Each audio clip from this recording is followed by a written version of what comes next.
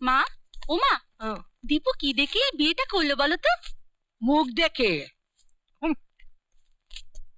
আরে ফোনে টাকা, সোনা দানা এসব বলতে কিচ্ছু নেই। হুম। আরে দীপুটা হুম। দীপুটা নিজের গাঁটের কড়ি খরচা করে বউ নিয়ে এসেছে। আমার তো মনে হয় হাড় হাবাতে ঘরের মেয়ে, এ বউ সুবিধের হবে না। উম, বড় বেশি বাপের বাড়ির টান। হুম। এবারের জিনিসটা নিয়ে আবারও বাপের বাড়িতে না পাঠায়, আমাকে তো আবার শ্বশুর বাড়ি চলে যেতে হবে। ওমা, তুমি সব ভালো করে খেয়াল রাখবে কিন্তু। দীপুটাকে তো এর মধ্যে একেবারে ভেড়া বানিয়ে ফেলেছে। আর দাদাকে বশ করতে ওর লাগবে একদিন।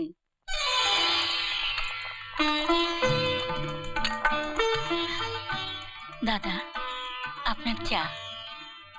আরে এখন যে আমার সত্যি একটু চা খাবার ইচ্ছে ছিল, এটা তুমি জানলে কি করে সব? তুমি দাদার মনের কথা বোন জানবে না? রাইট, এ বাড়িতে তুমি আমার বোনের মতনই থাকবে। ভাসুরকে আবার অসুর ভেবে সামাজিক প্যাচে ঘোমটার আড়ালে নিজেকে লুকিয়ে রাখবে না, বুঝেছো? ও মা, যখন তখন চা আমাদের বাড়িতে কোনোদিনও হয় না। আর তোমার এইসব বদ অভ্যেসের সঙ্গী আমার বড় খোকাকে তুমি বানিও না। আমি চা খাই না মা। না না, খাবে না, খাবে না। চায়ের নেশা এ বাড়িতে একদম চলবে না, একদম না। হ্যাঁ, তবে তুমি তোমার শাশুড়ি বা ননদের মতন যদি পান্দক্তা জর্দার নেশা ধরতে চাও, তাহলে কোনো অসুবিধা নেই।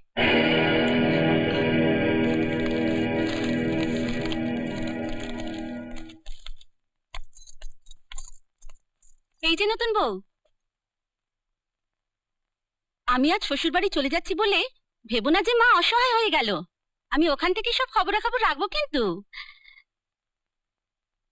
মা দুপুরবেলা পা টিপে দিতে বললে আবার নাক বিকিও না জানো। আমি মামরা মেয়ে, মায়ের সেবা করব, এটা আমার ভাগ্যের কথা। জানো তো চারটে দেখছি, ওই কথাতেই ভুলিয়ে বোধহয় দীপুর ঘাড়ে চেপে বসতে না। ঘাড়ে বোঝা চাপিয়ে আমি কি বোঝা? সেটা বোঝা যাবে কটা দিন গেলেই। আর কটা দিন থাকতে পারলেই তোমাকে ঠিক সাইজে নিয়ে আসতে পারতাম। কিন্তু কি করব বলো, তোমার নন্দাইয়ের হঠাৎ কাজ পড়ে যাবে আর থাকা গেল না। চলি। ও হ্যাঁ, তুমি আবার যেন যখন তখন হুটহাট বাপের বাড়ি চলে যেও না। কথাটা মনে রেখো। চলো। এই যেমন দীপা ভুলেও শ্বশুর বাড়ি যেতে চায় না, তাই তো বছর 11 মাসেই বাবা জীবনকে বাপের বাড়িতেই পুষছে। পুষছি মানে ও কি জন্তু? ঘরের বউকে যে সাইজে আনতে চায়, সে মানুষ কি করে হবে? না মানে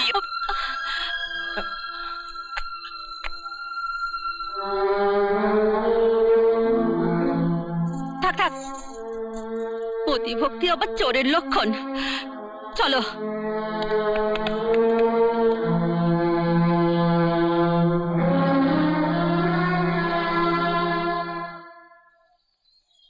কিরে পঞ্চম, খুব ঘটা করে তো বড় লোকের বাড়ি দিদির বিয়ে দিলি। তা কাল তো জামাই ষষ্ঠী, নতুন জামাইবাবুকে কি দেখছিস? হ্যাঁ, কাল জামাই ষষ্ঠী, এই মরেছে। এখন কি করি বলো তো? ছি ছি ছি ছি, আমার তো কোনো খেয়ালই ছিল না। রাখতে হয়, খেয়াল রাখতে হয়। বড় ঘরে বিয়ে দিলেই হয় না, আর ওদের সঙ্গে মানিয়ে না চলে তোমার দিদিকেই যে 5টা কথা শুনতে হবে। বৌদি, দত্তদা এখন কোথায়? ওই তো ঘরে দাড়ি কামাচ্ছে। ও আচ্ছা। দত্তদা, উফ, কি হলো দত্তদা? কেটে গেল। কখনো রাস্তা পেরোতে থাকা লোককে, আর এই চলন্ত বাসে উঠতে থাকা লোককে, আর এই দাড়ি কামাতে থাকা লোককে আচমকা ডাকবি না। আহ! এবার বল, কি বলবি? বলছিলাম যে আমাকে 100 টাকা ধার দেবে? আমি জানি এই রক্তটা বেরিয়ে সংকেত দিল যে একটা অশুভ কথা আসছে। কাল জামাই ষষ্ঠী, হাতে একটা টাকাও নেই। তা আমি কি টাকার পাহাড়ের ওপর বসে আছি? না না, তা নয়। আমি টিউশনির টাকাটা পেলেই টাকাটা তোমাকে ফেরত দিয়ে দেবো। ফেরতের প্রশ্নটা আসছে কি করে? তুই টাকাটা পেলে তবে তো ফেরত। কোনো টাকা আমি দিতে পারবো না, যা। এদিকে আমি মরছি নিজের জ্বালায়, রাজ্যের খরচ এসে গেল, আর তুই এসছিস টাকা ধার চাইতে। জ্বালা? রাজ্যের খরচ মানে? আজ রাতে পুরী যাচ্ছি বেড়াতে, তোর বৌদির আবদার। নিজের হাতে কত জিনিসপত্র গুছিয়ে নিয়েছে, এই দেখ না। তাই সব মালপত্রের জন্য আবার একটা ট্যাক্সি নিতে হবে, আর ট্যাক্সির মিটার ডাউন হবার সঙ্গে সঙ্গে আমার খরচের মিটারও চালু হয়ে যাবে। তাই এটা বিপদ নয়?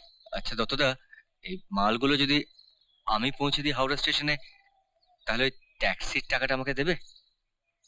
তুই পৌঁছে দিবি? আবার ফেলে টেলে দিবি না তো? না না, অনেক দামি জিনিস আছে ওতে। না না, আমি ফেলবো না, তুমি হাওড়া স্টেশনে গিয়ে সব মিলিয়ে দেখে নিও। বেশ, তোর যখন টাকার এতই দরকার, তুই মালগুলো পৌঁছে দে। এই এই এই এই এই পঞ্চম, শোন শোন, দেখ, আমার এখান থেকে ট্যাক্সিতে হাওড়া স্টেশন যেতে লাগে ঠিক 98 টাকা। ঠিক আছে, তুমি আমাকে সেটাই দিও। না না, তা নয়, মানে ট্যাক্সিতে গেলে তো আমাকে আর তোর বৌদিকে 5 টাকা মিনি বাস ভাড়া দিতে হতো না? তাহলে ওই 98 টাকা থেকে তোর বৌদির আর আমার মিনি বাস ভাড়া বাবদ 5 টাকা বাদ দিলে তোর পাওনা হলো গিয়ে 93 টাকা। এই দেখো, আবার 3 টাকার খুচরো নেই, তুই এই 90 টাকাই রাখ। আসছি। পঞ্চ, ভালো থাকিস বাবা। আচ্ছা বৌদি।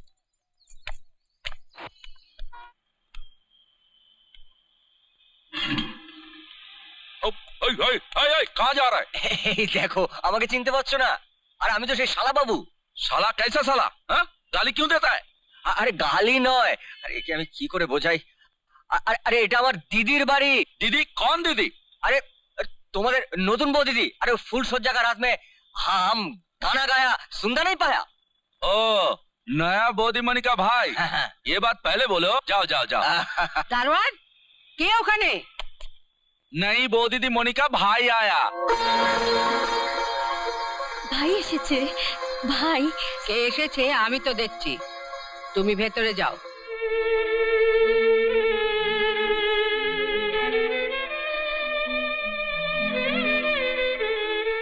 দারোয়ান, আজ ওকে ঢুকতে দিও না, আজ আমাদের বাড়িতে অনেক গেস্ট আসবেন, ওকে পরে কোনোদিন আসতে বলো। আমি যে আজ জামাই ষষ্ঠী বলে মিষ্টি নিয়ে এসছি। माई जी, दादा बाबू मिठाई लेके आया। না না, ওসব মিষ্টি আমাদের বাড়িতে কেউ খায় না, তুমি বরং ওগুলো ওই কুকুরটাকে দিয়ে দাও।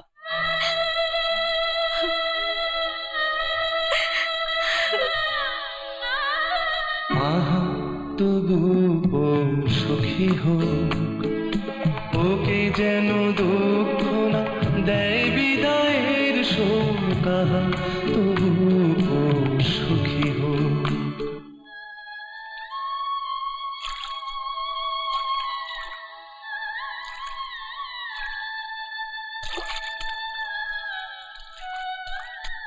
কি হলো, খাচ্ছ না কেন? আচ্ছা, দিদি চলে গেছে বলে তুমি কি না খেয়ে আমার মরণ ঘটাতে চাইছো নাকি? না না, এই তো খাচ্ছি তো। হাত পুড়িয়ে রান্না করে তো হাত পেটা খাচ্ছ, আমি গিয়ে যে একটু রান্না করে দেবো তারও উপায় নেই। এক্ষুনি 5 জনে 5 কথা বলতে শুরু করে দেবে।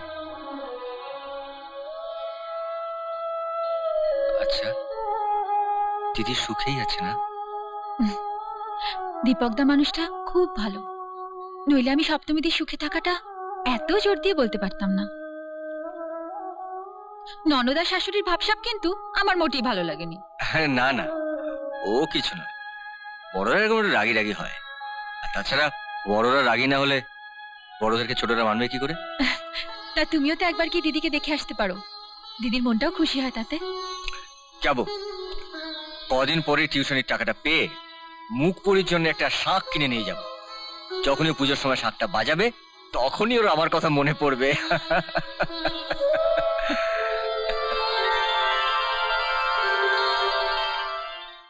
এমন আরো অনেক ভিডিও দেখতে এই চ্যানেলটি সাবস্ক্রাইব করে নিন এবং পাশের বেল আইকনটি প্রেস করে দিন।